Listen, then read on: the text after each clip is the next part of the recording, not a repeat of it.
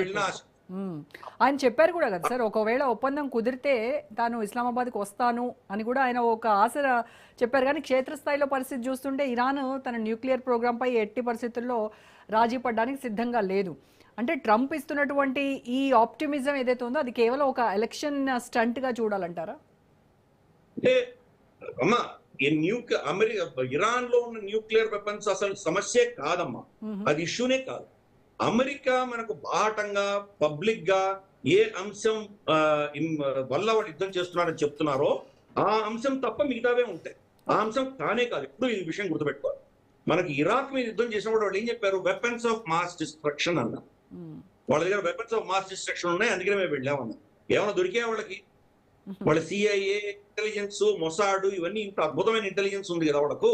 వాళ్ళకు ముందస్తుగా తెలియదు వాళ్ళకి వీళ్ళ దగ్గర ఏమీ లేవని తెలుసు, అయినా వెళ్ళారు యుద్ధానికి. అందుకనే వీళ్ళు చెప్పే కారణం వేరే, అసలు కారణం వేరే ఉంటుంది. వాళ్ళ న్యూక్లియర్ ప్రోగ్రామ్ అనేది కారణం కాదు. ఈ విషయం మనం అర్థం చేసుకోవాలి. అక్కడ పరిస్థితి ఏంటంటే కనుక ఇజ్రాయెల్ ప్రతి 2-3 సంవత్సరాలకి హిజ్బుల్లా, హమాస్ వల్ల బాగా దెబ్బతింటున్నారు. ప్రతి 2-3 సంవత్సరాలకు వీళ్ళ మీద దాడులు చేయడము, అస్థిర వాతావరణం క్రియేట్ చేయడం ఇటువంటి జరుగుతుంది. వీళ్ళు హిజ్బుల్లా, హమాస్ తోటి యుద్ధాలు చేసి అలసిపోయారు. వీళ్ళకి ఎక్కడి నుంచి అయితే వీళ్ళ ప్రాణశక్తి ఎక్కడ ఉందో వాళ్ళ కుంభస్థలాన్ని కొట్టాలి, ఇరాన్ ని సర్వనాశనం చేస్తే గానీ మనకి ఇక్కడ శాంతి ఉండదు అని ఇజ్రాయెల్ నిర్ణయించింది.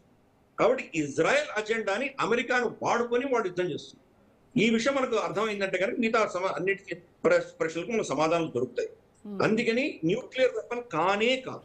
వాళ్ళ న్యూక్లియర్ వెపన్ ఉన్నా మనకి ఇప్పుడు పాకిస్తాన్ లో న్యూక్లియర్ వెపన్స్ ఉన్నాయి.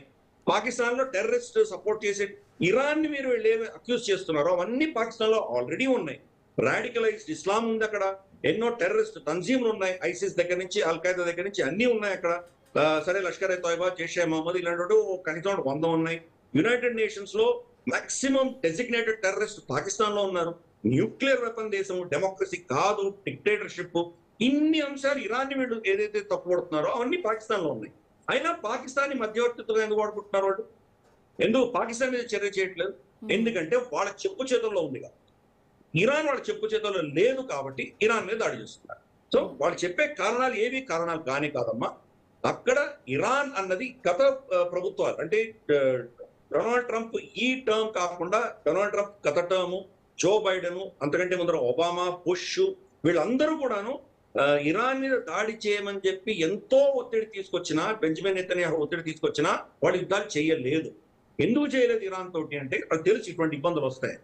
2, వాళ్ళు ఒక బూచి చూపించారు, ఒక రాక్షసుని చూపిస్తే కనుక మిగతా సున్నీ ప్రపంచం మనకు Saudi Arabia, UAE, Qatar, Oman, Bahrain, Kuwait, Iraq ఇటువంటి దేశాలలో వాళ్ళ స్థావరాలు పెట్టుకుని అక్కడ వచ్చేటువంటి చమురునంతా వాళ్ళు కంట్రోల్ చేశారు. దాని ధరలు కావచ్చు, దాని అమ్మకాలు డాలర్లలో కావచ్చు, ఇవన్నీ కంట్రోల్ చేయడానికి కోసం అని చెప్పి వాడు ఒక రాక్షసుని చూపించారు కాబట్టి ఇరాన్ ఉంచారు.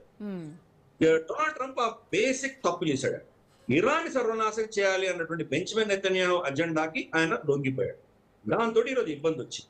కానీ డొనాల్డ్ ట్రంప్ విషయంలో ఒకటి మనం అర్థం చేసుకోవాలి. 2-3 వారాల తర్వాత నాకు అర్థమైంది ఇది గెలవలేని యుద్ధము, కాబట్టి ఏదో విధంగా దీన్ని బయట ఎలా పడాలి అన్న ప్రయత్నాలు ఆయన సీరియస్ గా మొదలుపెట్టారు.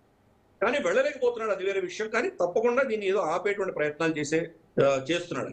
సీరియస్నెస్ ఏంటి? ప్రభుత్వం ఎవరో మార్కో రూబియోనో లేదా పీట్ హెగ్జితో లేకపోతే ఇతరత్ర వాళ్ళ నేషనల్ సెక్యూరిటీ అడ్వైజరో, ప్రభుత్వంలో ఉన్నటువంటి వ్యక్తులు, వాళ్ళ సెనెట్ అప్రూవల్ ఇచ్చినటువంటి వ్యక్తులు వచ్చి చర్చించాలి. కానీ వీళ్ళెవరు కాకుండా స్టీవ్ విట్కాఫ్ ని, జెరాడ్ కుష్నర్ పంపించడం వల్ల అర్థం ఏంటి? జేడీ వ్యాన్స్ ఊరికే ముందర పెట్టారు. జేడీ వ్యాన్స్ కి అతను ఏమి తెలియదు. వెనకాలకు Steve Kushner, Jared Kushner, Steve Witkoff, Jared Kushner Benjamin Netanyahu అజెండాను ముందు తీసుకెళ్తారు. బెంజమిన్ నెతన్యాహు శాంతి చర్చలకు కంప్లీట్ గా విరోధి. కాబట్టి ఎట్టి పరిస్థితుల్లో శాంతి చర్చలు జరగవు. ఒకవేళ జరిగినా దాంట్లో ఒప్పందాలు జరగవు. ఇది మనం అర్థం చేసుకోవాలి. ఎందుకు? బెంజమిన్ నెతన్యాహు ఇజ్రాయెల్ యొక్క అజెండాలో ఆఫ్ఘనిస్తాన్, సిరియా లాగా ఇరాన్ అన్న దేశం సర్వనాశనం అయిపోవాలి. అది సర్వనాశనం అయితే ఇజ్రాయెల్ కి శాంతిగా ఉంటుంది. ఇజ్రాయెల్ మీద దాడులు అయిపోతాయి, ఇజ్రాయెల్ ఊపిరి తీసుకోవచ్చు, ఇజ్రాయెల్ మీద ఈ థ్రెట్ ఉండదు. కాబట్టి వాళ్ళ జీవనం కనీసం 10-15 సంవత్సరాలు హాయిగా ఉంటుంది వాళ్ళ అజెండా.